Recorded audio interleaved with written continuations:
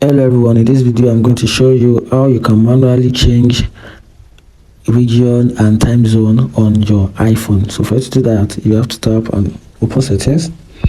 Okay, good. Once you do that, then scroll down, or probably you can use the search bar at the top. Just type in date and time, and you can easily tap at the option date and time. Then come down here and tap on time zone.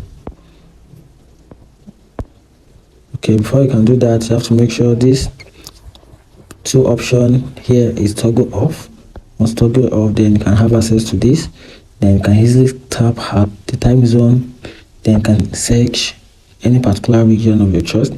Let's say I want to search Canada.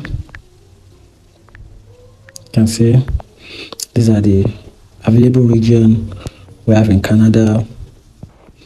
So let's say Toronto, Canada, and that's it. So right here, this is the region Toronto, and this is their local time right here, which is 7:24 a.m. compared to our local time. If you find the video helpful, like and follow for more. Thank you.